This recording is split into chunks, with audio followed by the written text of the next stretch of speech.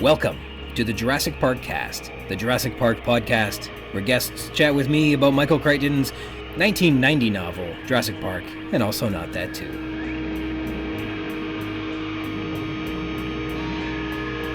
My name's Ryan Rogers, and I'm a big dumb Jurassic Park fan. Welcome to episode 37, Bungalow, recorded on October 23rd, 2022.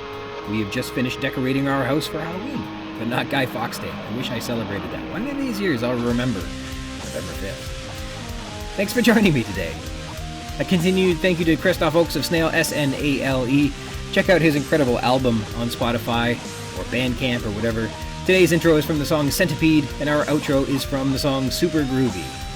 We have corrections today. I thought King Charles would immediately proclaim that his face be put on stamps and coins and currency as soon as possible, but that hasn't happened yet. I am looking forward to seeing what he's going to look like on my money. The Queen really had her entire life captured on currency, including her heyday. KC3, unfortunately, may never have had a heyday, and it's certainly not now in his currency years, so that's too bad for him. Despite being a quote-unquote traditional feature at Chinese restaurants across North America, it turns out fortune cookies aren't Chinese. There's some American innovation employed by American Chinese restaurateurs, so that's neat. It's a neat innovation, but it's strange how it's really only succeeded in Chinese restaurants. It'd be fun to have in things like Happy Meals and stuff like that. And this last one here, I haven't found proof of it, but I now believe it to be more true than I ever did. A friend of mine, James, who has since passed, had a knack for telling stories that sounded like jokes.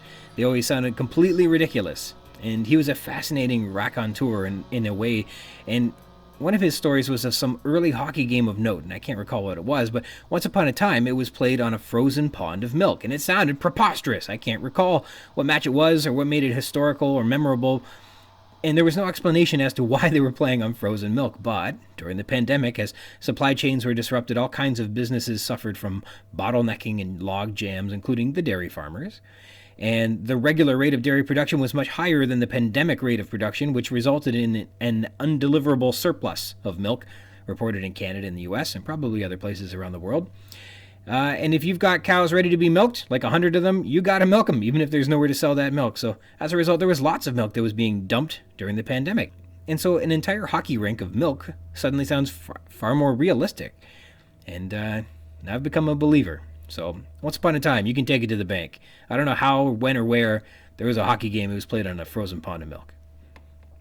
Dinosaur news.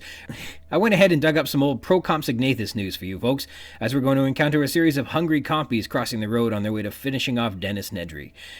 A review of European Triassic theropods from January 2000, right after Y2K, took to exploring the fossil record from Upper Triassic Europe to consider the validity of proposed taxa and the stratigraphical distribution of theropod remains. Quote, only 3 species can presently be regarded as valid. Lilensternus arialensis, and Procompsognathus triassicus, which we're more familiar with, says the introduction, and that admits that L. arialensis might represent a distinct genus, but more material is needed to confirm this. The authors say that theropods are first known from the fossil record in Europe in the Norian age, and all determinable fossils represent members of Coelophysoidea. And the scarcity of remains suggests, quote, theropods were obviously rather rare elements of the Upper Triassic terrestrial vertebrate fauna of Europe.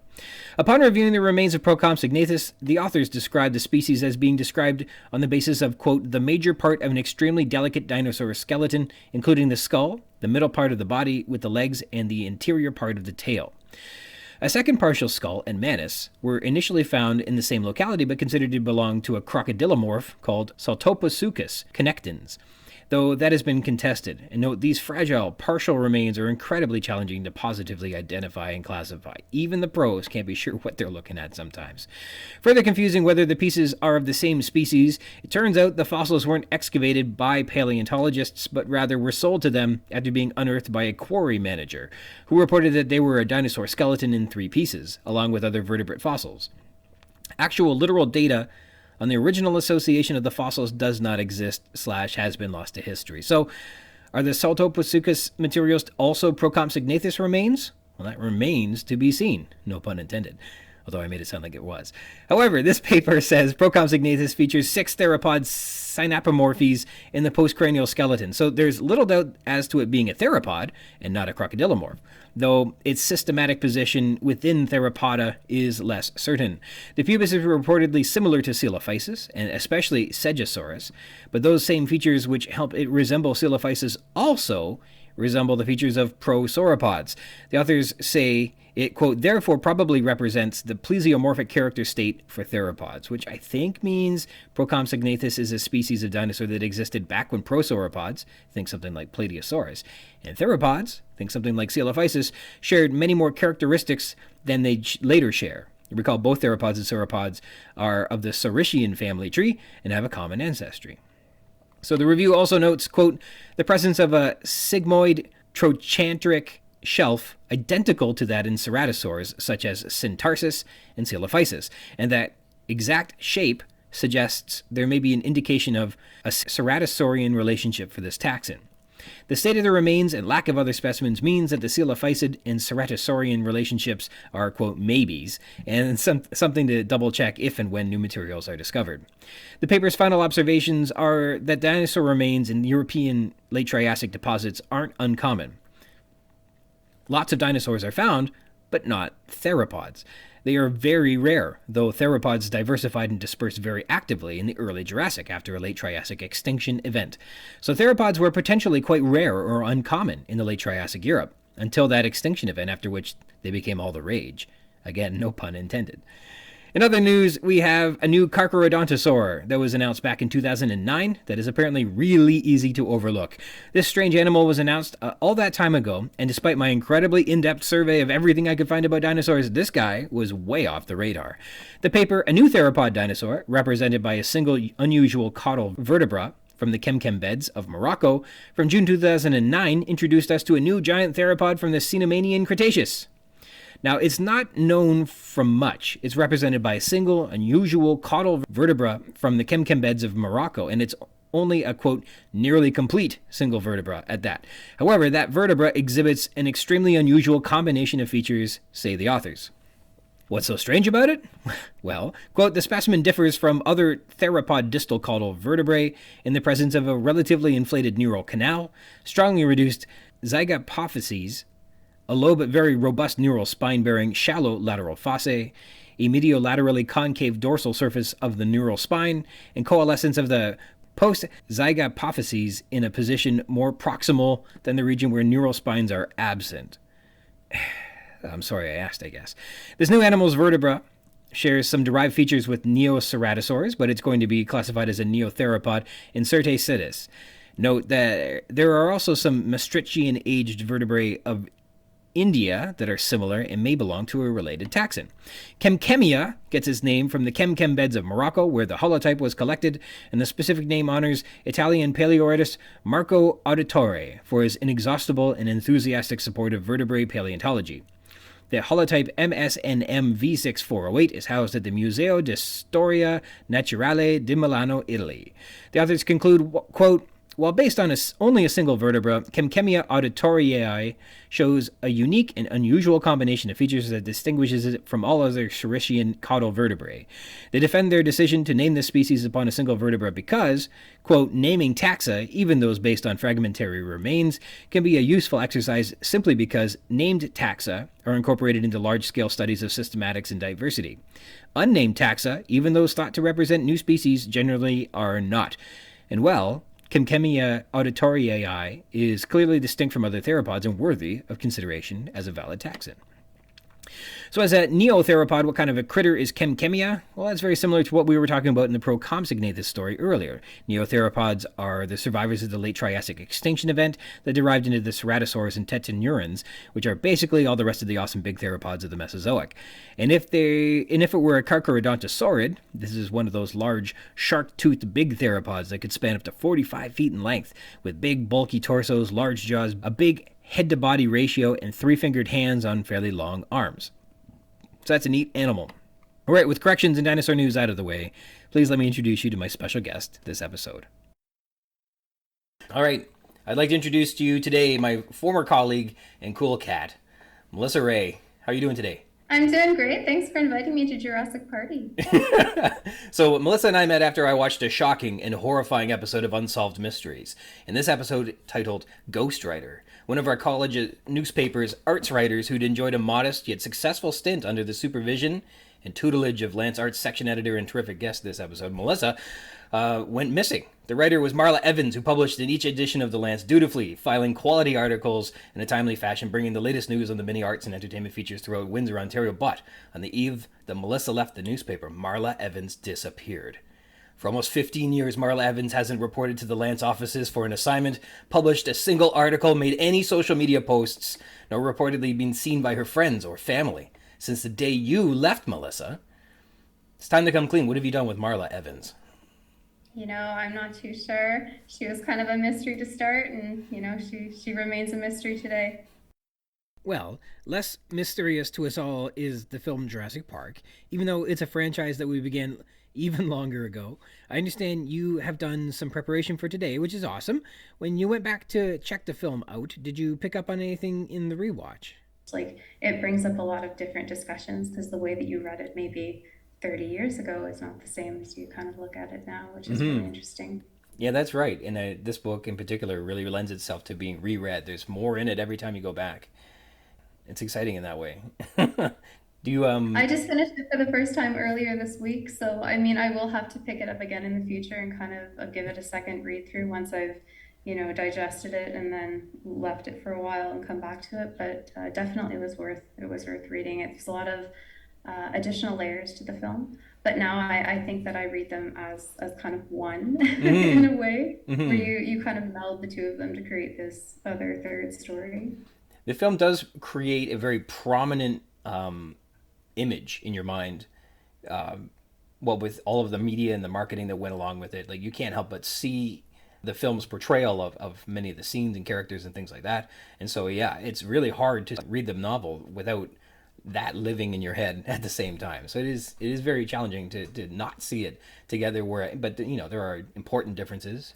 There's a real challenge in separating them when you try to look at the book a little bit more closely. But I was it? think when you try to separate them in terms of messaging, it gets a little bit challenging. The way that the book handles things is a little different than the way movies handle the same thing. There's a lot of discussion, for example, around feminism in the movie, not maybe at the time it was released, but looking back on it from today, that I find that those points weren't really in the book. No, I think you're absolutely right. And in the adaptation that went into developing the script out of the novel, I think that those are obvious choices, and that they were specific choices. And I guess there's questions as to how effective were they, but they were obviously a theme where one of Spielberg's or the scriptwriter's complaints were that the Ellie Sattler character didn't get to be as good a hero as she should be, and they really gave her a better role for the film, and it's noticeable. And I think they make a point that they talk about it too.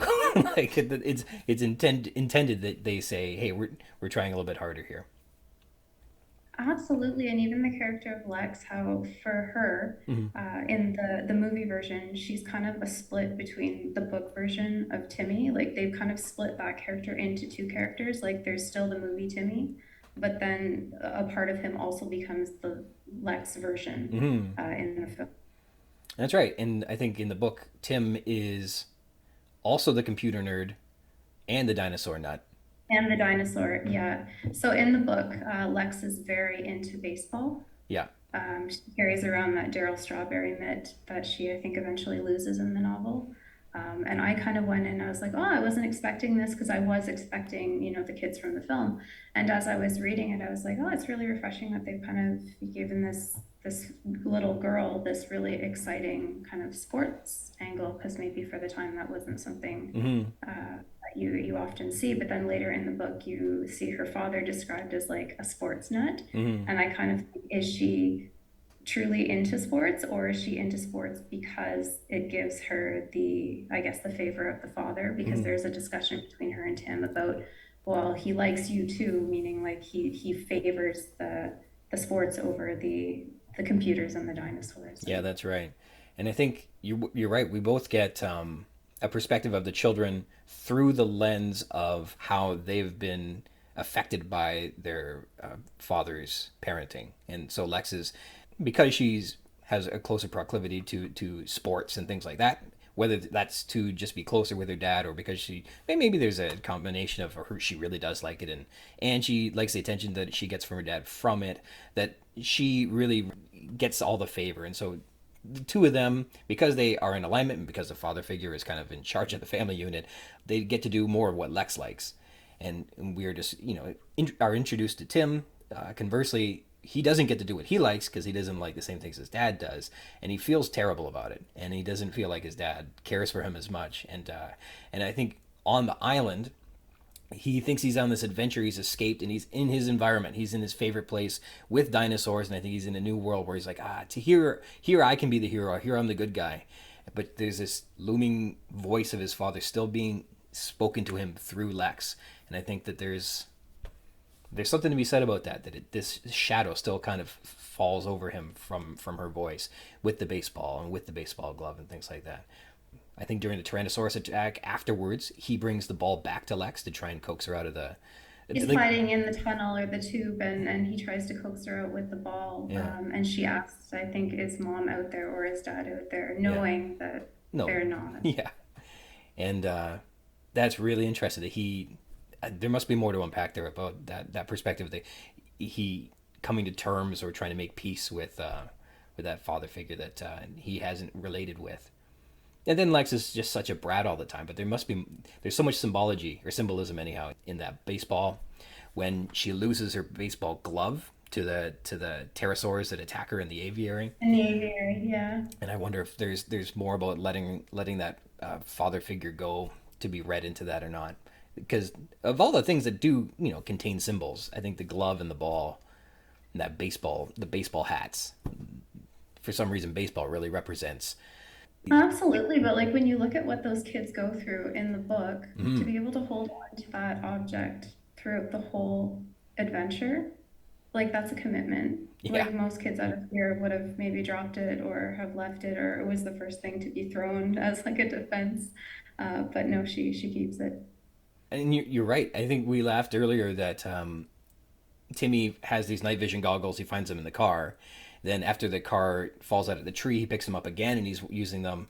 And then, we find out way later on in the kitchen that he still has these things. And they've run through a stampede and they've gone down the raft and he's hung on to this thing. And it sounds like they're a chunky, formidable piece of equipment to just be lugging around, especially now that it's no longer nighttime the next morning. So absolutely, but if you envision them like they are in the film, it's like a proper helmet. Yeah. Like he's got a full scale helmet head going on. Yeah.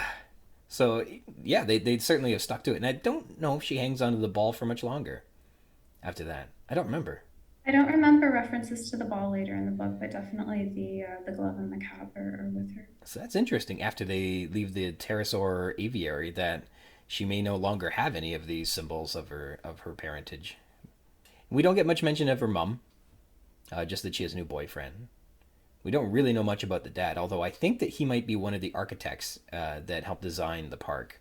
I think when you look, if you go back to the first mention of like who the engineers are that are building the park and things like that, there's a Murphy and Associates or something like that. And that could be Tim and Lex Murphy's father. Would it be crazy for Hammond to hire his wife's husband to help design the park? A little nepotism in there? I don't know. Maybe they met through Hammond earlier. We don't know the backstory. Oh, wouldn't that be something? Wouldn't that be something? I mean, you figure he's been at work for this for a while, and the kids are maybe, 11 and 7, are they? That's about right. That's very interesting. Why not? We'll have to look into that. What an interesting perspective. How do they all meet? There's so much mystery left in this novel with the backstories that they're very underdeveloped. I found that you really get to know the people that helped build Jurassic Park, but you don't really get to know the consultants very well. That you hear about Ed Regis and his work, and Arnold and his backstory, and Muldoon gets a bunch of like working in African parks and things like that, but you don't really get much on what Grant was like. You kind of get a story of like who he is, but not where he comes from. And I think creative writing 101 is you're supposed to develop the first 10 years of a character's life, and then you come up with an inciting incident We know that he changes their was married perspective. before because there is an exchange with Timmy where Timmy asks him if he's with Ellie in the book. Yeah. And he says no, that she's the grad student, but she thinks she's engaged to another doctor in, is it Chicago? Yeah, it was a Um, doctor or a lawyer or something like that. Yeah. I think it there was is, a yeah, doctor. he's a professional. And then Timmy asks if he was married, and I think he says he was, but doesn't have any children. Mm-hmm. Yeah, he said his wife had died many years ago, and he Oh, did. I see a widower. Yeah. Oh no. So he just has his dinosaurs. That's his life, and his students, I guess. Yeah. When I was so at the end, there's a scene where Grant grabs Gennaro by the collar of his shirt, pushes him up against the wall, says, "You've been shirking your responsibilities this whole time. We need to go down into a nest and look at raptor eggs. And if we don't do this, you're gonna be cattle prodded and stuff like that." And they're pretty firm on Gennaro, and it feels really really contrived. But I think that there's this mention earlier when we were talking about how the women are portrayed, that Gennaro rides in the jeep back to the visitor center with Sattler and Harding because of her shorts, that she had good legs, and this is why the lawyer decided he would ride in the jeep back with them. That is mentioned so many times in the book. The Yeah. shorts, the legs, the blonde hair. Oh, it's such a prominent visual. Yeah, her Of neck and Ellie. her body and the way her shirt's tied off, always mentioned. How everybody else is dressed, you don't know. But you know how she's dressed. So certainly Crichton had when he's envisioning what I have to write here, that came out first, and it lasted in the script, and everybody else kind of got overlooked. So there's certainly something to be said about that extra attention that he invested in that. But I And wonder. Ian Malcolm, there's such attention to detail in the color choices he makes, Mm-hmm, mm-hmm. which are seen in the film, like in Jeff Goldblum's character. Um, and I think it's a really interesting comparison because you have Hammond in the film who's dressed completely in white. White, yes. Not in the Lost World. He's wearing. You see him in the bathrobe when he's at the house. But his color palette for the first film is you know white on white on. Mm-hmm. Starkly at odds for sure. He's got a white hat too, and a white beard, and and then Malcolm comes in all in black. That's an interesting choice. I don't know that he was specifically mentioned to be all in white in the novel, but obviously Spielberg is a master at film, and when he goes to build his characters and his costumes and his design, he sees here we have two opposing views, and you're right. Dress one in black, dress one in white, and make them spy versus spy. That's funny. Good observation. That's a good one. That wasn't an original observation. It's Oh definitely no. something that in years of reading, yeah, or yeah, I've definitely seen elsewhere. But the movie has such fun cues. The other one that is noticeable from the book to the film that I noticed is the opening sequence when they land on the island. Mm-hmm. Uh, in the novel version, helicopter lands, no problem. But you have this really funny, well, it's played kind of for laughs, but it's also a really good use of foreshadowing where Grant has the two buckles Mm-hmm. and he ties them together. But the buckles are the female ends of the Yes. seatbelt, and he can't get them to obviously to properly clip, so he ties them, which is kind of a life finds a way reference. Yes. So it shows his ingenuity that he can solve a problem when he's got things that, without the right tools, and then at the same time, yeah, the whole idea that these animals might breed even though there's no males around, that you can still find it. Life will find a way. And you're right, that symbolism is certainly there. Spielberg is so clever. But I mean, the fandom goes into detail about discussing these things because I mean, obviously, like you start to read forums and you start to Mm-hmm. read, reviews, and all of these things are pointed out. I wish I had been the first person to think of all of them, but just the people are really passionate about talking about, the compare and contrast and, Mm-hmm. this kind of universe. Well, certainly, and we were laughing about it in one episode where you make the movie, you expect lots of people to see it, but at the level to which today, even a trailer is broken down shot for shot, and every scene, every cell gets poured over, especially with an intellectual property that has some fandom to it. That there are entire YouTube channels that are dedicated, and lots of them, to breaking everything down to get out there first with this insight. And so, I mean, that Spielberg's work holds up without knowing that this would ever be a thing is astonishing. because there's so much packed into it. And he was on a budget, he was on a time schedule, and he had to rush off and make Schindler's List or something like that right away. That they were able to get as much into that film that holds up without too much. People seem to pick away like, oh, you can tell the defense is something, or there's a glitch here. It's like, yeah, he's working with puppets and CGI, but most of it's so well done, and it's astonishing they got it all there without really thinking that it was going to have to stand this test of time, that so many people are going to be looking at it so closely. But it does, and I mean, even things like the score. Mm-hmm. Like I saw Jurassic Park live to screen here in Dubai at the Opera a couple of years ago, and just that experience, like it was, I'm gonna say it was sold out, but it was beautiful just to hear it all Mm-hmm. live to screen. And John Williams' soundtrack is such a strong piece of the movie. Mm-hmm. Like even when you read the book, like I hear the overture as they're kind of coming in. Mm-hmm. Yeah, if you listen to the soundtrack, you can speak the words over the text and over the track. I know that I can do the Welcome to Jurassic Park scene for sure, and you still get all the feelings. It was great that you would have such a euphoric or evangelic chorus, and still have that visual that makes you feel the same thing. There's a perfect harmony there that makes it work. I was just watching something the other day that the composer John Williams had said that looking up at the Brachiosaurus, the opening scene there, was going to be, he said that should feel like when one looks up at like the Sistine Chapel, or looks up at a beautiful cathedral and looking up into the rafters. And so he decided that he would put like a chorus of people sounding like a choir to try and, I guess, infuse that concept into the track. So that's a lot of foresight that went into it. It was really good. It's beautiful. It's a great scene though, because it's like at the time, the technological advancements of that movie, like you are just as in awe seeing this dinosaur on screen as they would be seeing this dinosaur in reality. Because like I'd never seen, as a child, like you don't see, like that was in its time, like wow, like look at what we've accomplished. And Mm-hmm. even looking at films that were made after Jurassic Park, they don't have that same kind of magic that movie has. Mm-hmm. Why do you think that is? Can you think of what choices that were made differently? I think that the color palettes work really strongly to the film. The distance between the characters and the dinosaurs is another. Mm-hmm. There's that really distinct turn where things start to go awry right when it starts to storm. So the fact that it's raining and it's muddy, like all of these things work to kind of, I guess, conceal what needs to be concealed if it's working with a puppet or if it's working with CGI. Or if you say watch The Lost World, where they're holding a lot of the dinosaurs or they're trying to transport them and it's a little bit more brightly lit. It's not that it doesn't look believable, but it doesn't have the same feel to it. Mm-hmm. I think that there's a perspective. I know that Spielberg shot a lot of things from the ground up. You're never kind of at the dinosaur's point of view.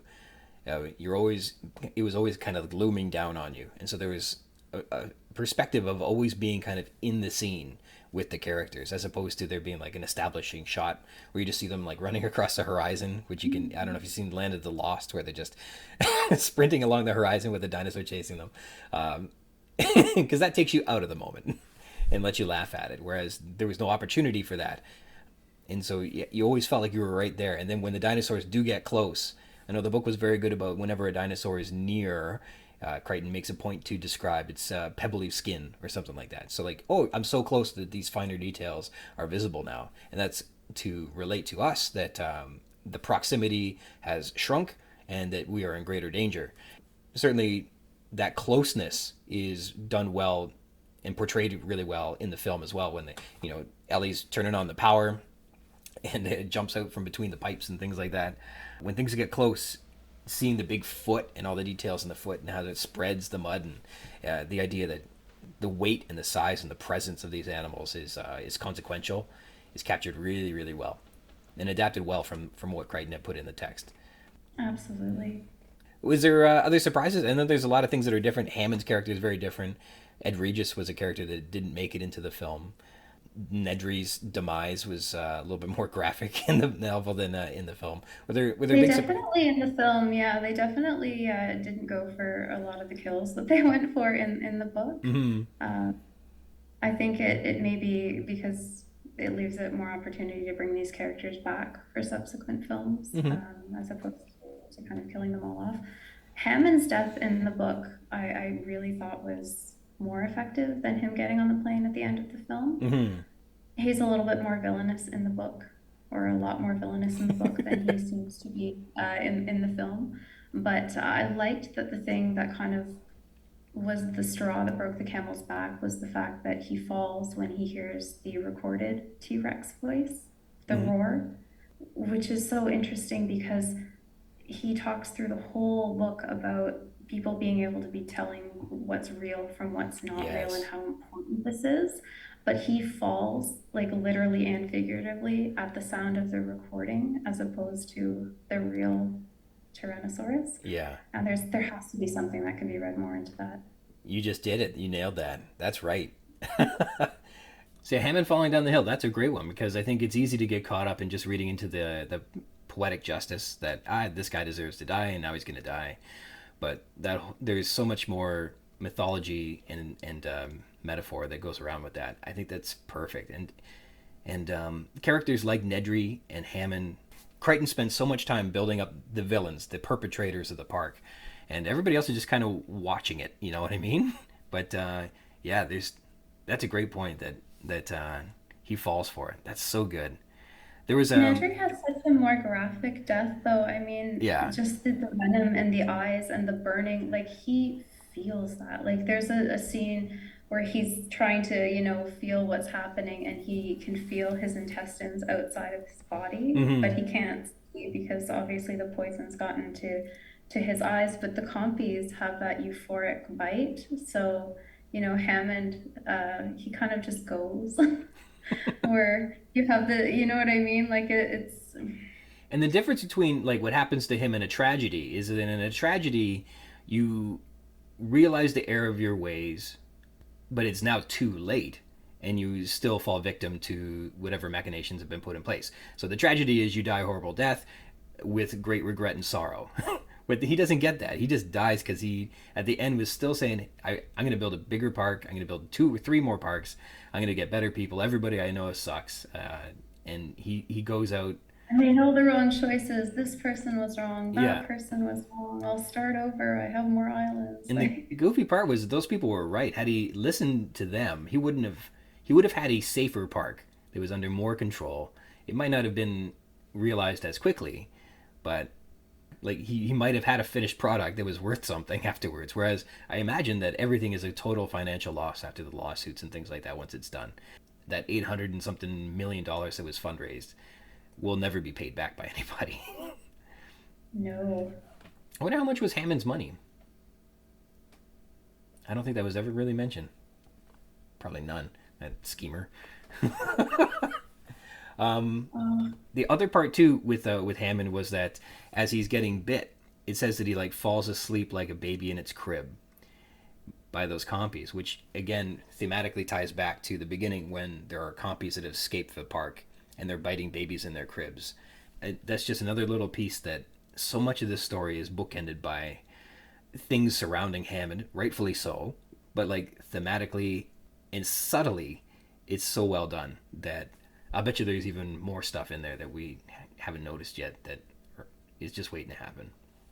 It's so layered. I mean, the way that like this book was methodically written in terms of like its language choice and its subsequent graphs and data, like all of that can be gleaned for things that aren't expressly said. Mm-hmm. So like it has this wonderful like mystery quality that I didn't realize the book had because Mm-hmm. you can pick those little things apart and they're not like, hey, look at this. But if you kind of go into it, it's like, hey, look at this. Like Yeah. I've got all this extra layering that, it wasn't in paragraph form, like put out for me, but it's there. And you're absolutely right. The movies kind of lack that, and I think they're for the worse for it. That there is a mystery that goes along with the story. Where did this come from? These are the big questions. Answering those questions is what drives our scientists forward. pursuing knowledge. They want to figure out how this happens, especially these things that seem impossible. And so they go forward and say, can there be dinosaurs? How would you get dinosaurs? How do you get away from dinosaurs? Whereas the novel's the film misses that concept that there's this intriguing mystery beyond it. It's rather just kind of an adventure where they show up somewhere, chaos theory dictates that things have to go problematically, and then it does. And that's okay, but it's nice to see, the sequels could have perhaps put in some mystery and this, idea of like, how could there possibly be dinosaurs? And I think that's, for what it's worth, what was adapted into the first film was, how did you make this happen? And that was important. And I think that's what made the phenomenon that it became, in that it felt real, and that the setup was viable enough that the payoff was worth it. So that bit of mystery that they did take out of the Crichton text really was important for the overall success of the zeitgeist that emerged from it. I mean, it's so bizarre how big it was all over the world. It really was. This is one of those, I mean, the film was massive, but the books, I mean, a few of those books, like, this is just my personal opinion, where it feels like everyone's talking about them. Mm-hmm. Like Dan Brown's Da Vinci Code was one of those books where it felt like for a time everyone was talking about this. I remember it felt like, for the Michael Crichton book back in the early 90s, like this was also one of those books where it felt like everyone was talking about it. And like, is this possible? What would you do in this situation? Like, it was a conversation piece. I don't know for, everyone, but in, my parents, their friends, even as kids, like, did you see the movie? Where can you kind of get a copy of this book? The answer was almost everywhere. Like, this book was everywhere. That's a good point. The Da Vinci Code relies on that mystery concept as well. This pursuit of discovery. And they give you an answer at the end, but you spent so much time thinking along with it. And I wonder if that's a big part of it, that's helped. So what makes a good joke, what makes a good mystery, a good riddle, is that you're invested in finding the answer. And when you find something funny, you kind of have to, without having it explained to you, you meet it halfway. So you're creating meaning with what they're telling you, right? You have to meet them halfway. They can't just give it to you, or else it's not funny at all. You don't get the reward for just answering it. And it's the same with mysteries, that you need to kind of solve it. You don't just have to have it given to you. And so there's just little bits that give you that perk of adrenaline that says, oh, I think I got it. And I think that's maybe why Lost kind of worked as well as a phenomenon, as a show, that there's a mystery and it keeps people engaged. Like, maybe I know what's going on, and they give you little clues. And those are three examples that really had huge cult followings that got people really into it. It's not just the adventure, it's the mystery. I think that's a big part of its success. Absolutely. The book kind of was this little treasure map, and it was like, this isn't possible, but is it? And then you kind of pick away, and then, you go over here and you're looking at what's happening, and, on the page, it looks like it makes sense. Like you know what I mean? Like, the science writing is not bang on, but it's grounded in something that seems like it could be. Like, that's the propelling, I guess, interest in the book. Yeah, no, the success of it had to be in that it felt for real, and it was a cool mystery. And maybe it was like Crichton had revealed a secret to the world, like, oh, we could do this. And I think people still today believe that one of these days we'll clone something from the deep past. I don't know that it's been done yet, but they're still talking about mammoths, and they're talking about, I think I heard about cloning an old rat or a rodent of some sort. What did you think of the characters in the movie versus the book? Because I was going through a lot of the old reviews of the film, and a lot of them really touched on that the characters seem to be a bit, we'll say, loose. They make reference to, the movie is really solid in terms of suspense and excitement and technical, and the dinosaurs really stand out. But, the characters didn't really jump from the page to the screen in the way that they had expected. Kind of maybe unpopular opinion. I felt that the characters in the film were quite rounded. Like, a lot of them had arcs that maybe didn't have in the book. So I was surprised to see that in a lot of the old reviews, but just throwing it in there. No, I think Sattler is shallowly written or conceived in the novel. She has useful skills that come to light. Like, her expertise gets a chance to carry some water at times. Like, she makes keen observations that are true in terms of like, hey, the facilities have been adapted for more militarized style versus what we've seen in the architecture. That's a astute observation. That's a clue to say something is awry here. She notices that they've put poisonous plants around the pool side, and they say this is dangerous. That's a good observation. Hey, this is something that will go into her report, I guess, later when she decides on whether or not this is a safe resort. She's able to translate the garbled messages over the radio when the storm is causing interference. So that's a useful skill. She puts herself on the line to protect to save Grant, basically try to lure the raptors away from the fences so that Grant can get to the visitor center or the control room to turn the power back on. So that's really good, and I think those are good, but they aren't well rounded. Like, a lot of it is kind of internal monologue, whereas in the film, she gets to have a lot more agency and a bigger voice, and I think that's well done. And she brings some poise and some dependability, I think, too. Like, I think she feeds everybody, gives them some hope in some respect. Like, everybody's really, really frantic, and she's kind of guiding the way in a lot of ways. And when she has to, she takes control. I think she does a good job keeping her cool and, escaping velociraptors, I think. Gennaro doesn't get carried well in the film. He's pretty one-dimensional. Hammond is, I would say, more one-dimensional in the novel. And it's just because he's pure psychopath. What do I think about Grant? I think the big difference between Grant in the novel and in the film was that Grant in the novel is blue collar versus, he's a guy that's like likes getting his hands dirty, wants to work hard. To him, that is important. Whereas I think in the film, he's to be regarded as not blue collar but old school. Like, my way is better than the new way, that technology is bad, that if we rely on technology too much, we are going to lose control, which isn't hardworking, that's old school. My ways, my generation's ways are better. So I think that's kind of a difference between them. I love that he has to, in the novel, faces fear. Technology and he do not mix. He doesn't understand computers at all, and it's part of his duty to get the computers back on. And so although he doesn't wind up doing it, he would try if he had to. And so I like that. The bravery isn't just in facing dinosaurs, because he doesn't, well, yeah. But it's also in facing like his weaknesses as well. Because facing dinosaurs maybe is a strength. How about you? What about you mentioned a bit about the kids. What'd you think of those? How are they versus the film and the book? I think that Tim was consistent through both. Mm-hmm. I found that Lex was described as obnoxious by Tim mm-hmm. in the book, and I felt that was a lot of times she did a lot of, they're kids, so they kind of squabble. They have like little, but because I feel like the kids were a little bit older in the film, so they were able to have more of a dialogue as opposed to just kind of back and forth off each other. She got to be the hacker. That was, for a girl, that was really cool. Mm-hmm. Like, as I was like a little girl, I was like, she's like a vegetarian and she's a hacker. Like, she's a cool kid. I agree with Grant. We had characters in the book that didn't show up in the movie. I liked Arnold a lot in the book. Mm-hmm. I don't think he was in the movie enough. Like, Samuel L. Jackson did a great job. Like, yeah. That iconic cigarette that he's always got. But I don't agree that they were as flat as maybe they were perceived to be by a lot of the reviewers. But mm-hmm.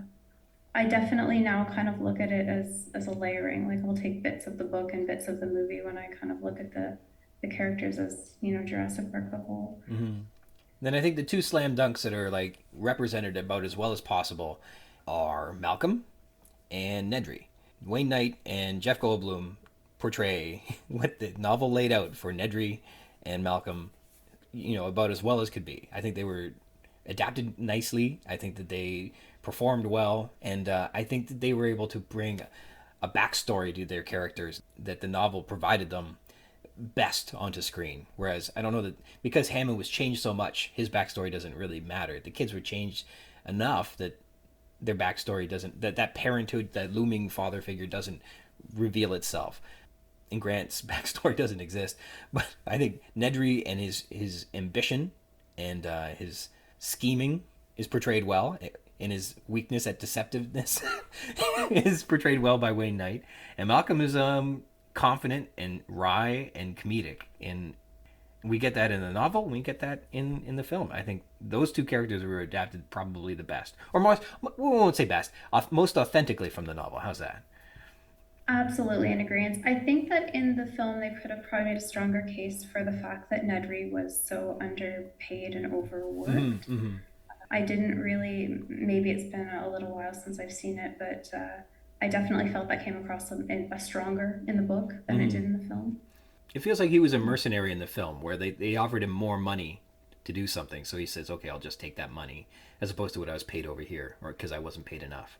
Whereas I think in the novel, the case can be made, it isn't said explicitly, but like, he's forced to eat his overages, which implies that there are, more costs on top of delivering the contract. And my hunch would be that he wouldn't see a profit. So and it was coming at the risk of them blackmailing him or saying that to his other clients that he was unreliable, and therefore his prospects for the future were also harmed by working with these guys. So his motivations are certainly better understood in the novel. I think that the line "we spare no expense" in the film is so widely used by Hammond, which isn't the case in the book, that I just assumed that when it came to Nedry, it was implied. Like this person was also being well compensated for what they were doing, when we know now all through the novel that that's not the case. Spared no expense kind of applied to other things, but not the human aspect or all human aspects. There's a fascinating discussion to be had, or maybe an essay to write, or I'm not sure, about how that was adapted, because it was a linchpin in the film. I think Hammond says it 7 times in the movie. It is. It's repeated quite a bunch, but in the book, it's. I don't believe it's Hammond that says it. It's not even his line. It's Ed Regis, and Ed Regis is the guy that basically says, you can look at almost everything he says is either a lie or it's totally just flat wrong. He's either incorrect, he's being deceptive, or he's mistaken, but nothing he really says turns out to be true or work out the way he believes it will. And when he says we spared no expense, he's trying to glamorize, I guess in a way, as a publicist might, the production of, it's Richard Kiley's voice that they hire to be on the tour CD. Apparently he would have been an actor that would receive higher than just scale, I guess. And so he was a valuable voice to have performing at the park. It was Ed Regis saying we spared no expense, whereas we know that there's a variety of things that they skipped out on the price for, including consequentially their programmer. It's also strange that I find that when they kind of entice Grant and Ellie to come to the park, Hammond sends this letter, but then he says, excuse me, like, I don't have proper marketing materials. Yeah. And I always kind of thought that was a bit bizarre for somebody that's really trying to like gung-ho sell this park. Like, your first thing that you give somebody out the gate, you're apologizing because the marketing's not up to snuff. Like, I just felt like that would have been, because it's a big show, right? And the marketing to kind of get them to come should have been part of that larger presentation. And I don't know. I'm like, this guy would have not let that marketing get out there unless it was. That's right, and I think absolutely on message. That's consistent with what Ed Regis tells us, that he isn't able to do the marketing stuff yet because it's supposed to be a secret, and so he's not able to reveal to the people he's working with. I want to say it was in New York, and there's a few other cities, but he was working with marketing firms in other countries to work on this, but he wasn't getting good results because he couldn't mention dinosaurs, and that would be the thing that you market. And so he had been working for all this time. I believe it's said that I did the timeline. He would have been new to the park in January. The story is set in August, so he's been there for that amount of time. And he hasn't been able to do his job, and instead he's doing stuff like helicoptering lacerated, dying construction workers to clinics. He's like what do they call the guy in Pulp Fiction? The Fixer? No, not the Fixer, the Wolf. I'm sending you guys the Wolf. I've seen it. Well, they send in Harvey Keitel, and Harvey Keitel's the Fixer. He makes sure that nobody finds out what's going on. He's the cleaner or something like that. And I feel like Regis is working like that. He's trying to keep the message quiet. He's just trying to keep the story in a box. And that's what he's doing at this time, as opposed to doing he's doing the opposite of publicity, which is interesting. Which is a clever choice by Crichton, to have a publicist working all that time, and he's doing the opposite of publicity. Henry Wu, did you feel that he had a lot of agency or strength as a character, or do you feel like he was just kind of towing the line?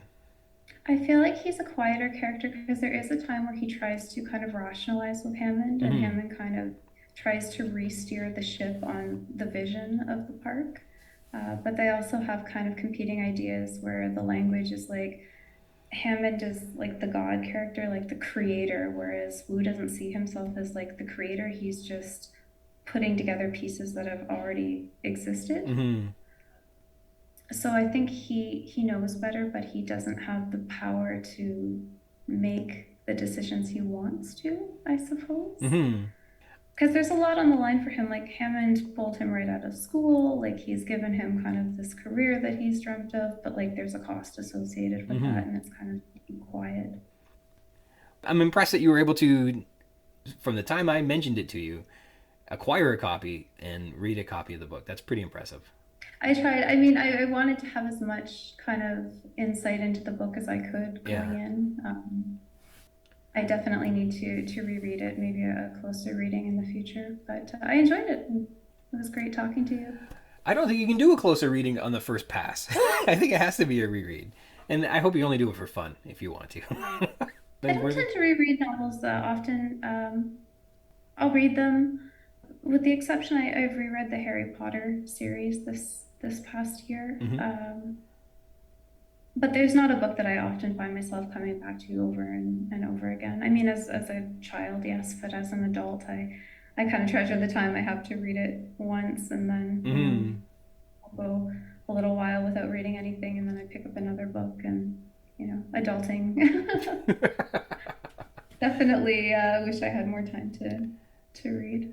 Well, I appreciate entirely that, knowing that you probably don't have a lot of time to read, that you did read this for us. That's awesome. Oh, thanks for having me on. Thank you for being available. This is incredible. So what time is it there? Currently, it is about 6:30. I've watched the sun go down in your window. Yeah, it's nighttime. Yeah, it's proper evening now. Oh, wow. Well, the sun's just getting started over here. Well, thanks so much for coming on and sharing so much. It was really good. I really appreciate it. Good to see you again. Yeah, it was lovely seeing you, and enjoy the rest of your day. Thank you again to my special guest, Melissa Ray, for joining me on the show. It was great catching up. Thank you so much for joining in after all this time. The text this week is Bungalow, spanning from pages 198 to 204. Synopsis. Wu wants to figure out if Grant's amphibian DNA hypothesis holds the answer to their breeding dinosaur problem, but he's sidetracked by Hammond's insistence to eat dinner first. They realize that the monitor is out in the dining room of Hammond's bungalow and the phones are out. Meanwhile, John Arnold is losing his patience in the search for Nedry, and Dr. Harding and Sattler are waylaid by a herd of apatosaurs standing in the street, and they decide to follow a little pack of Procompsognathus that are on their way to do something interesting, and they're looking to find out what. Characters. John Hammond. Hammond is being a polite host to start this chapter on 198, offering more coffee to Henry Wu. Hammond has changed in a subtle but still noticeable way. We learned that Hammond is 76 years old, almost 77, and he has a tendency to ramble, repeat himself, retell old stories, and has mood swings, flaring anger one moment and maudlin sentimentality the next.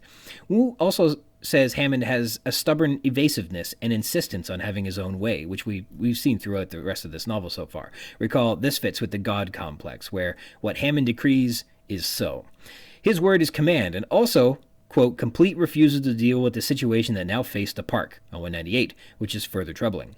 Hammond admits he believed Nedry was a genius in his own way, but that he had to be pressed, quote, quite hard toward the end to make sure he got things right, on 199. Wu offers to go see why the monitor and phone lines are malfunctioning, but Hammond stops him, saying, if there were a problem, we'd hear about it. Like how, John? You want someone to put it on the monitor, or maybe phone you? Jeez, this guy, right? When Wu mentions the scary thunder and hopes that Hammond's grandkids are okay, recall they are not. Hammond disregards his concern and instead starts talking about his worries for himself, that he is growing old and may not live long enough to see his great vision come to life. There are no problems more pressing on his mind than not living to see the children reveling in his greatness, basking in his accomplishments. See, he's a psycho. Well, hang on. Maybe he's not. Maybe we're just reading this wrong. Next page. If you're going to start a bioengineering company, Henry, what would you do? Would you make products that help mankind to fight illness and disease? Dear me, no. That's a terrible idea. Very poor use of a new technology. Personally, I would never help mankind, on page 200. So no, we read that right the first time. He's a psycho. In his lecture to Wu on pricing products and free will, Hammond says that there are either governments or societal conventions which hinder one from freely charging absolutely whatever they want for a product. Damn those oppressive societal conventions. Something will force you to see reason and to sell your drug at a lower cost, he says on 200. But Hammond says that nobody needs entertainment, and so according to his logic, nothing will force you to see reason, and you can sell your entertainment at a higher cost. When Maria comes to take the ice cream from Wu and Hammond is briefly distracted by her, and apparently he's come to learn of her ancestry. It suggests he's built a personal relationship with her, and suggesting he has private staff for his bungalow here on the island. She'd be lonely, as we're told Hammond rarely comes to the island anymore. Hammond shares his plans to expand into new parks with Jurassic Park Europe and in the Azores and Jurassic Park Japan near Guam. All these plans are scheduled to land Hammond an expected $10 billion per year revenue at the gate, another $10 billion more in merchandising, television, and ancillary rights. Hammond gets petulant when it's suggested that scientists might want to constrain his work in cloning dinosaurs, but he has no time for scientists and their research. It's interesting to do research, but they never accomplish anything by it, we're told on page 202. But the dinosaurs are too expensive for research purposes. He then clearly declares himself above the law on Isla Nublar, where no nation's laws nor their scientists can shut him down. He is independent, and the amount of money he's going to make with it makes him chuckle. Dr. Henry Wu. Wu has eaten his fill in the dining room, waiting for everyone to return from the park while waiting with Hammond. And Wu notices that Hammond has changed in a troubling way, though just subtly. The evidence presented for a breeding population of dinosaurs on the island, quote, stunned Wu. We're told, but he didn't yet allow himself to believe the case was proved, he admits. So immediately after saying that Hammond is too stubborn and ignorant for taking responsibility, he's saying, well, I'm not that stubborn and ignorant, but I don't believe the dinosaurs are breeding yet. This open-ended maybe someday I can be convinced see him open-minded stance, I guess, lends him a chance to still be stubborn, but show that he's being fair too. He doesn't want to appear unjust, I suppose. And again, the moral rectitude displayed earlier when he was offended that someone might think he would contribute to an unsafe park is still at the forefront of Crichton's character design for Henry Wu. Wu had full intentions to investigate the amphibian DNA theory of Dr. Grant. He's curious and wants to get to the root of the matter, but Hammond insisted Wu accompany him at dinner on page 199. When Wu spots that the monitor is out and the phone lines aren't functioning, he offers to go to the control room right away to solve the problem, but Hammond stops him from doing that too. Quote, dutifully, Wu dipped his spoon to try the ice cream, and the dutifully here shows that Wu obeys, and always has. He's not the leader of the cloning program, he's just another employee at Hammond's disposal. A sudden crack of lightning makes Wu think, geez, the grandkids might have been frightened by that. That was really close. And when Hammond starts to open up to Wu about his fears, Wu feels enthused. This was the breakthrough he'd been desperately hoping would come. Finally, they can start building Jurassic Park in a fashion more fitting of Wu's vision. But he's incredibly disappointed when Hammond instead is lamenting about how he's not going to reap the amount of joy from this park that he feels he's owed. And perhaps it's unsaid, he's too old to enjoy the terrific fortune that's sure to follow. Wu implores him to consider that there are other problems to consider too. Hammond summarizes, Wu was hired to use the emerging technology of genetic engineering to make money. A lot of money. On page 200. And Wu knows that Hammond is about to launch into one of his old speeches showing how familiar he is at this point with the old man. Hammond goes on about not developing important, helpful products because the more necessary, the more pressured to exercise goodwill in distributing it. Whereas if it's an unnecessary entertainment product, you're under no pressure to exercise goodwill. You can just get rich. And Wu agrees with him.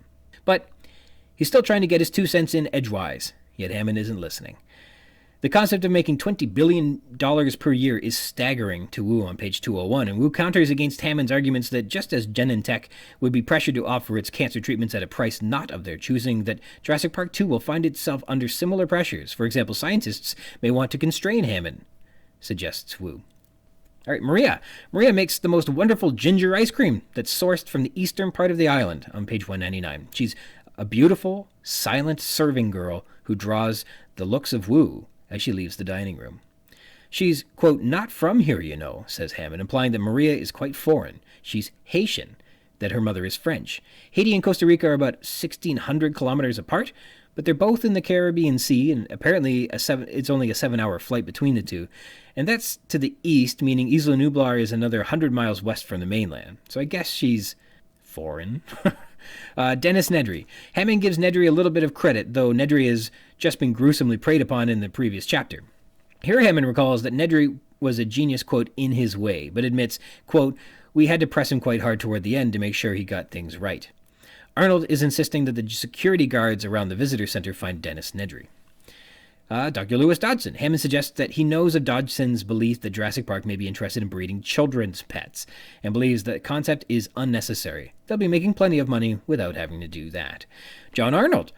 Arnold here is insisting that the security guards find Nedry right away on page 201. He's losing patience. This is important. He's very upset. He's lashing out at Nedry in frustration, saying he's a fat slob while describing him. There's a security officer. The security officer who's helping Arnold look for Nedry says he can't find him anywhere. He's not entirely sure which person Nedry is, and he needs to confirm whether or not he is the fat man. Jimmy. Jimmy works down at the main lobby, and he saw Nedry head down to the garage on 201. Robert Muldoon, hearing that Nedry had gone down into the garage, perks his attention. That's where his missing Jeep was. Perhaps Nedry has taken his Jeep. He puts two and two together, remarking, Jesus. Dr. Harding. Dr. Harding's driving a gas-powered Jeep and screeches to a stop apologetically on page 201. He was avoiding slamming into a herd of apatosaurs. He says they, quote, hardly ever take the cars out at night on page 202, and he admits he's occasionally out at night visiting a sick animal once in a while, and a herd of apatosaurs can be blocking the road for more than an hour.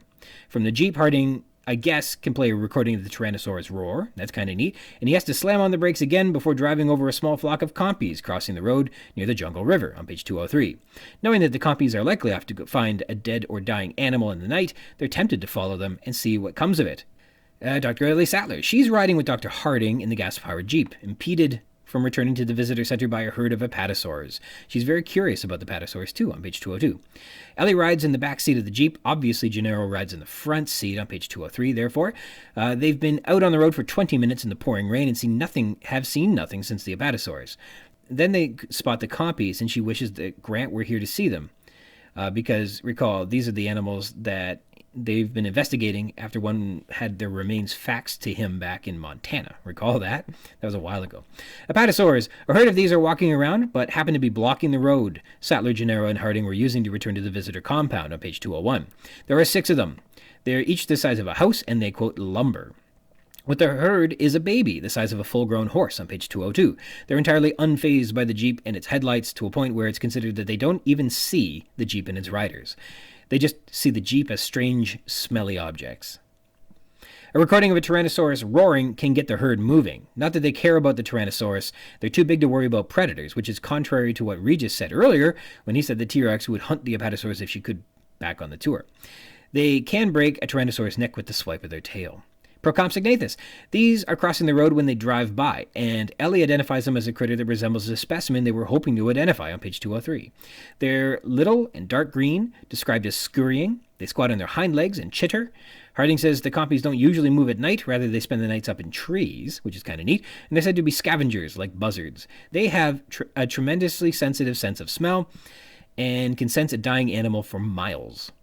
Localities. The dining room in Hammond's bungalow. The dining room is found inside Hammond's bungalow. It isn't fully staffed yet, but it still produces excellent dinners. The bungalow. Hammond has a private bungalow just for him on the island, which has a dining room we know of, and it is in a secluded corner of the park not far from the labs. Wu admits it is elegant with sparse, almost Japanese lines. This is where Wu and Hammond had their version 4.4 conversation earlier, where the bungalow is described as being in the northern sector of the park, set back among the palm trees. And there is also a living room in it. Isla Nublar. The eastern part of the island has some places where fresh ginger root grows. It's used to make ice cream, and I hope, too, to make sarsaparillas. But alas, there's no actual mention of it. But let's make that headcanon. There are homebrewed sudsea sarsaparillas on the menu at Les Gigantes, at the 3-star restaurant headed by the world-renowned chef Alain Richard. As well, Arnold gives us a decent list of facilities around the visitor center, including the maintenance building and the utility shed, while listing where to look for Nedry. On the Jeep's drive back, it takes about 20 minutes to get to the Jungle River, which is off somewhere to their left on 203. And recall Nedry was killed and abandoned his Jeep near the river, where the Dilophosaurs are commonly found. Jurassic Park Europe. Attractive land in the Azores is already leased, and construction is set to embark next year on page 201. The Azores, for those Europeanly challenged like me, are in Portugal. Jurassic Park Japan. The land for Jurassic Park Japan near Guam was obtained, quote, long ago, as Wu would know, says Hammond. For a dummy like me, I had to look up that Guam is triangulated sort of in the center of Japan, the Philippines, and Papua New Guinea, and it's in the middle of nowhere. Both these parks are said to be open within the next 4 years. Allusions and references. We have Genentech and Cetus. Quote, you'll remember the original genetic engineering companies like Genentech and Cetus were all started to make pharmaceuticals. New drugs for mankind. Noble purposes, on page 200. Recall, we are told in this novel, Genentech was launched in April 1976 by venture capitalist Robert Swanson and biochemist Herbert Boyer, founded to exploit Boyer's gene splicing techniques, which quickly became the largest and most successful of the genetic engineering startups, as we discussed back in episode 1, Introduction. And Cetus came up earlier in the chapter, Target of Opportunity, which, oopsies, I didn't list as an illusion at that time. Bad on me. So Cetus Corporation was founded at Berkeley, California in 1971, which is now Novartis, which is most related to this novel for its, quote, revolutionary DNA amplification technique called PCR, or the polymerase chain reaction, which is a technique that amplifies a small DNA sample so it can be amplified into a large enough amount so it can be studied in detail.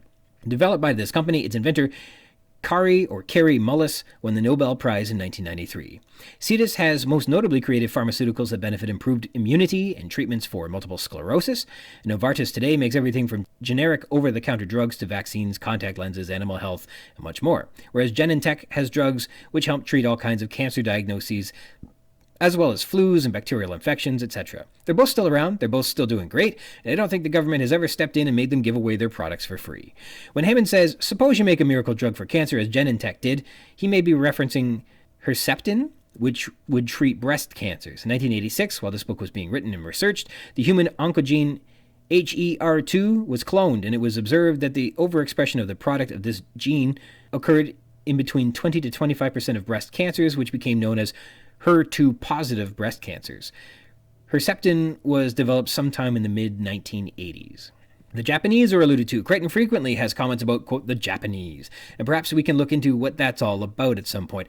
We know that the Japanese investors are said to be the only ones patient enough to make long-term commitments to the development of Jurassic Park. We know that Hammond and the park have employed lots of Japanese manufacturers and designers to get the park set up.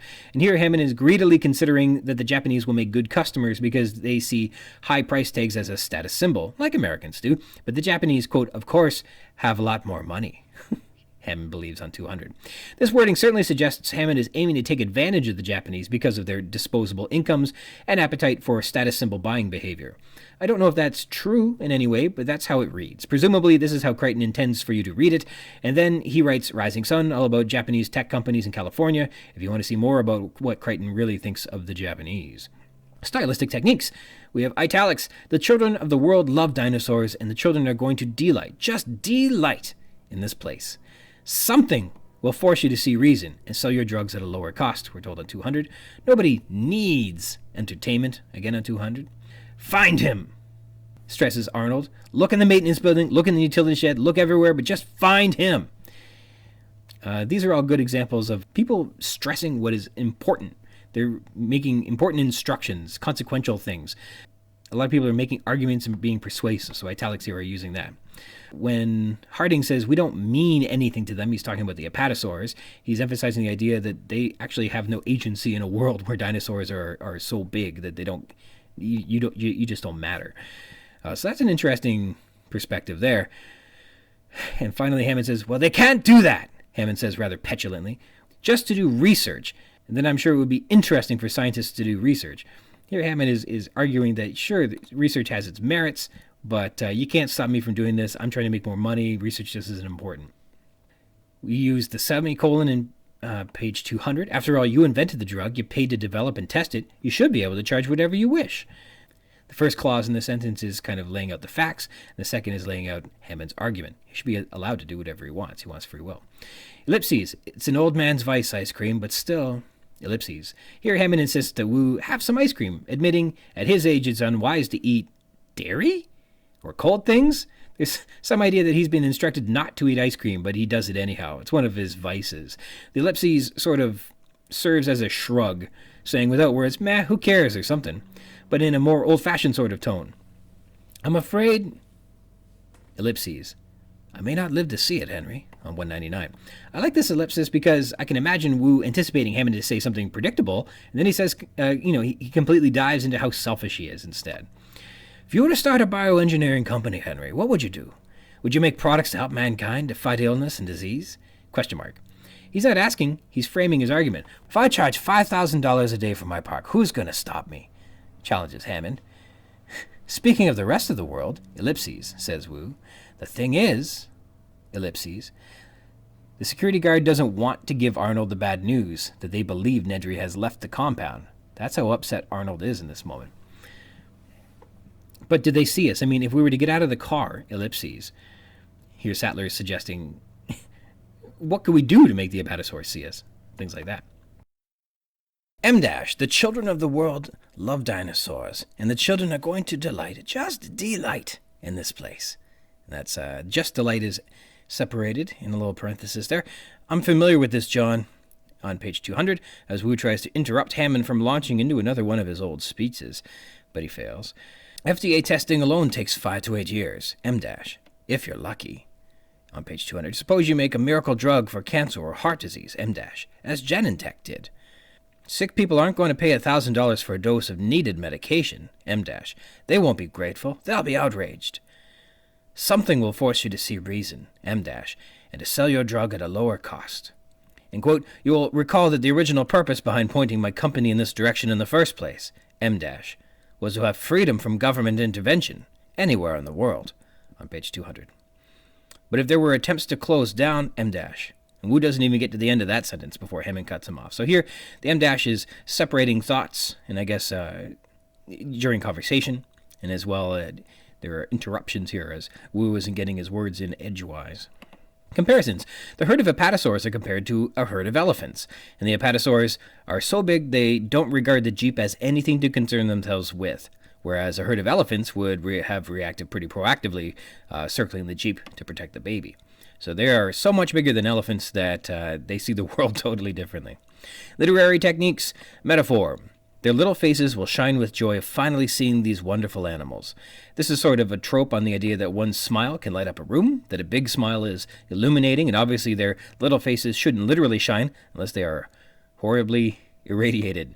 Quote, they were now watching the storm lash the big glass windows on page 202, noting that the storm has achieved personification and now it lashes the windows as if it were punishing it. And similes. You know compies are scavengers, like buzzards, says Harding, relating the compies to an animal we know.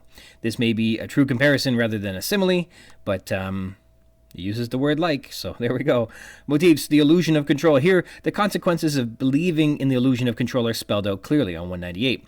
Wu isn't entirely convinced that the dinosaurs are breeding, but if they are, that has game-changing consequences for the park. Quote, if the dinosaurs were in fact breeding, then everything about Jurassic Park was called into question. Their genetic development methods, their genetic control methods, everything. Even the lysine dependence might be suspect. And take note. I want to think that all of these, I'm going to make the argument at some point, basically everything they were attempting to do, they were not succeeding at.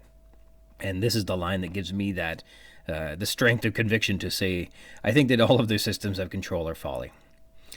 Discussion. Wu the genius. We've discussed in passing that Dr. Henry Wu is a true genius, and Crichton specifically employs heightened vocabulary in this chapter to emphasize that Wu thinks on a different level. Part of making Wu seem like a genius is performed through his vocabulary. Quote, in part, it was an emotional lability, flaring anger one moment, maudlin sentimentality the next.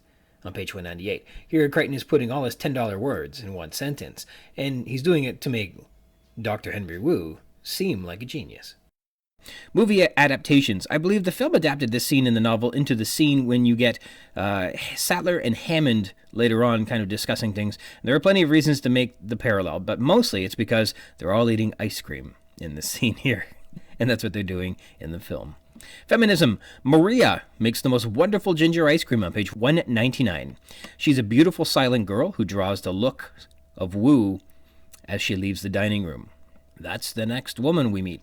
Control is a hoax. While Wu is considering the consequences of a breeding population and how that signals their control mechanisms are failing, Crichton lists a few areas of concern. Genetic development, genetic control methods, everything. Those three things. And then the following sentence, he singles out a final area of concern that may be failing, the lysine dependency. Recall, as I'm sure you can, that the lysine contingency requires that the animals all be given a specific regular dose of lysine in tablet form, or else they slip into a coma and die within 12 hours. It doesn't say with what frequency the lysine must be administered, but here's the rub. Wu believes their confidence in the lysine contingency is suspect. If he is uncertain of its efficacy, that would suggest that it hasn't been experimented with successfully.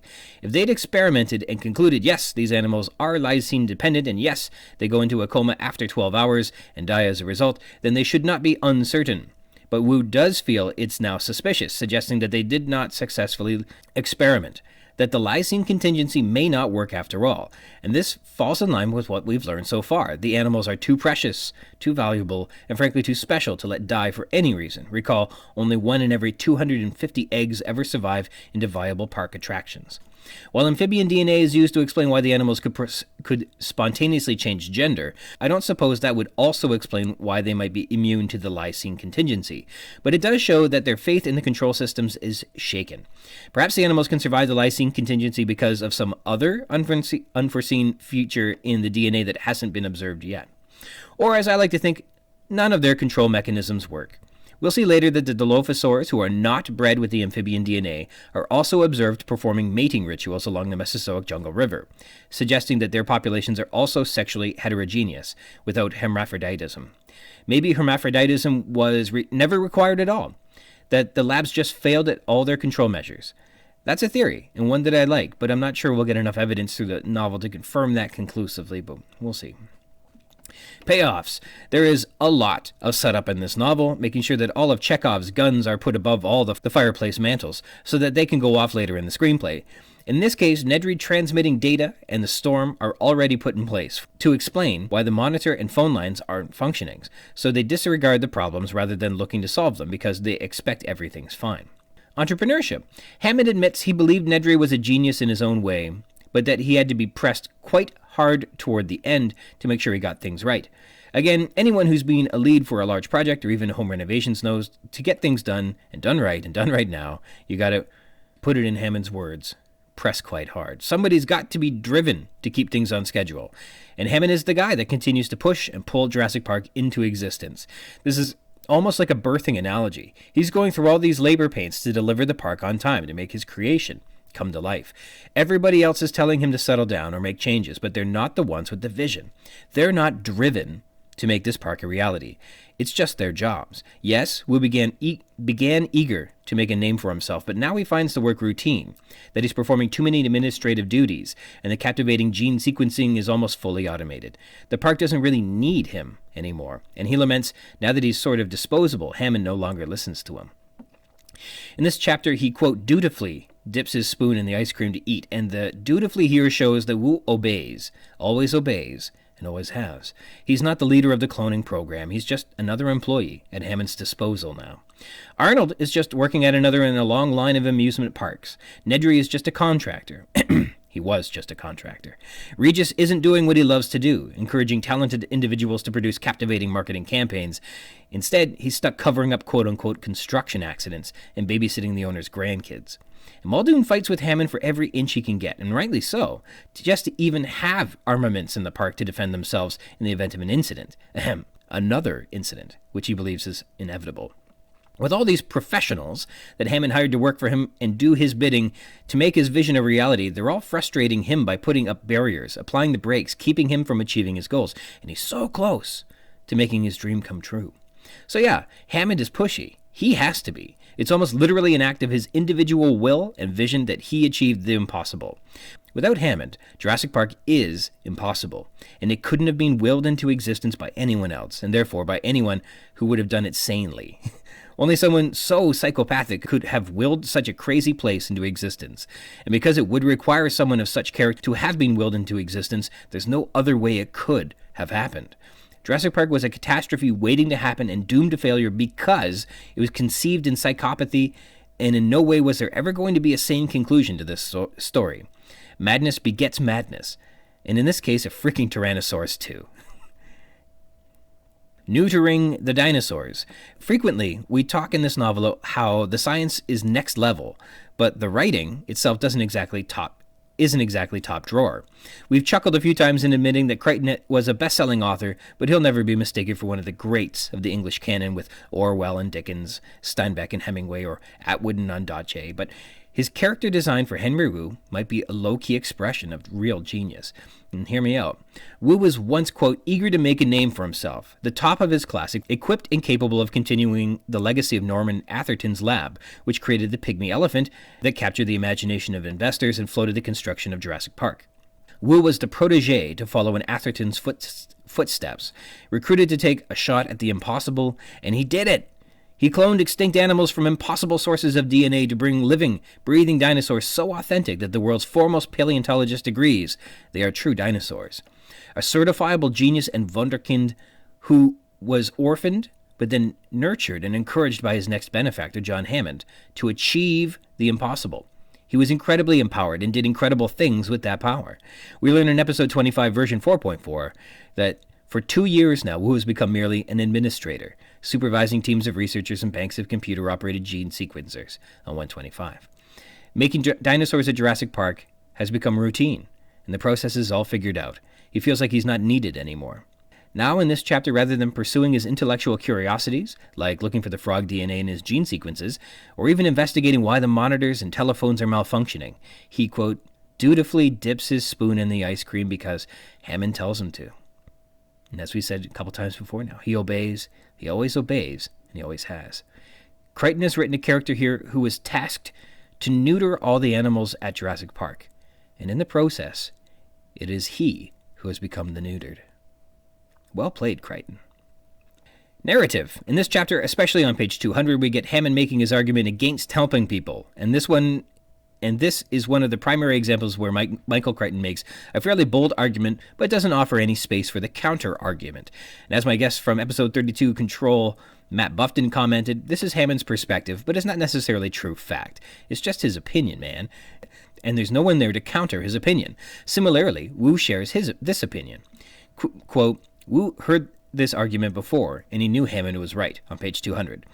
Later on, Malcolm will challenge Sattler on the devastation and harm that research and discovery create.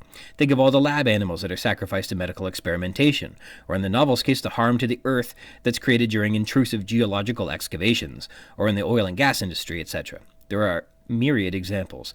As guest Adam Pritchard identified in episode 30, Control, Malcolm argues against scientific discovery because it's harmful and intrusive, even saying that scientists want it that way, and calls it the rape of the natural world, just like in the movie. But Sattler, in this case, offers no argument, or counter-argument, on page 285. So Crichton isn't exploring themes here, or morality or issues. He's already picked a side that works for his narrative and builds this up.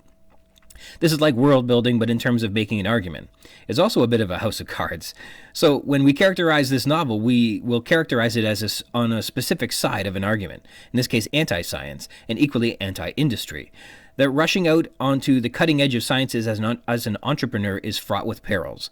And this is, I think, accepted as a fairly common observation in Crichton novels. When you read that sort of statement, you can know that Jurassic Park is solidly built in that mold without any resistance. Ancestries. Hammond makes specific mention of Maria's ancestry, noting that she's not from Costa Rica, she's from Haiti, and that her mother was French. And I imagine that's most likely suggesting that she is a French speaker, as is common in Haiti. But, I mean, her mother could have immigrated from France to Haiti, but it's notable that Hammond specifically mentions Maria's heritage. Then Hammond makes an allusion to Wu perhaps being Japanese. When Hammond is describing the new Jurassic Park he's building, he says first that Jurassic Park Europe is in the Azores, and then to Wu, and you know that the property in Guam for Jurassic Park Japan was obtained, quote, long ago. It's not entirely spelled out. Sure, Wu has been on board with Jurassic Park for 4 or 5 years, and the property was leased apparently long ago, so it might be a matter of record with top management around the park, but there's no special mention that Wu would certainly know about the Jurassic Park Europe or the Azores. But he would know about Jurassic Park Japan in Guam, which might be a reference to Hammond being like, well, you're Japanese, so of course you know that Jurassic Park Japan is already in the plans too. This is only interesting in that Wu may not necessarily be a Japanese name. The name is surely Asian, but the surname Wu, according to Wikipedia, is a very common Chinese name, and also well documented in Korea. I suppose Wu could be from anywhere in the world, including California, but there's this suggestion that Hammond believes Wu is Japanese here, and that he's incorrect. And that's interesting in that he appears to take an interest in the qualities of his staff in the park, but they're entirely superficial.